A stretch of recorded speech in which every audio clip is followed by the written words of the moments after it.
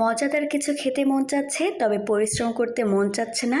একদম কম সময়ে ঝটপট একটা মজাদার নাস্তার রেসিপি দেখাচ্ছি। প্রথমে একটা ফ্রাইং প্যানে সামান্য তেল দিয়ে একটা ডিম পোচ করে নেব। কুসুমটা একটু ছড়িয়ে দিয়েছি, খেয়াল রাখবেন যাতে কুসুমটা বেশি শক্ত না হয়ে যায়। তারপর একটা পাউরুটির উপর ডিমটা দিয়ে তার উপর দিয়ে একটা স্পাইসি স্লাইস চিজ দিয়ে দিলাম। যে কোনো বড় সুপার শপে এই চিজটা পাওয়া যাবে। তার উপর দিয়ে দিয়েছি গরুর ঝুরা মাংস, বাসায় ছিল, গতদিন রান্না করেছিলাম তাই দিয়ে দিয়েছি। এটা একদমই অপশনাল, না দিলেও কিন্তু খারাপ লাগে না খেতে।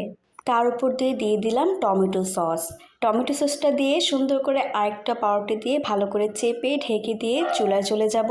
ফ্রাইং প্যানের মধ্যে সামান্য তেল আগে থেকে ছিল, তার মধ্যে কম আঁচে ঘুরিয়ে ফিরিয়ে চেপে চেপে সুন্দর করে স্যান্ডউইচটা রান্না করে নিলাম। এটাকে ততক্ষণ পর্যন্ত রান্না করব যতক্ষণ না ভিতরে চিজটা সুন্দর মতো গলে যাচ্ছে। চিজ যেহেতু এমনিতে একটু লবণাক্ত হয়ে থাকে, এর জন্য ডিমে কোনো রকম লবণ এক্সট্রা ব্যবহার করিনি। বাস তৈরি হয়ে গেল মজাদার এগ চিজ স্যান্ডউইচ।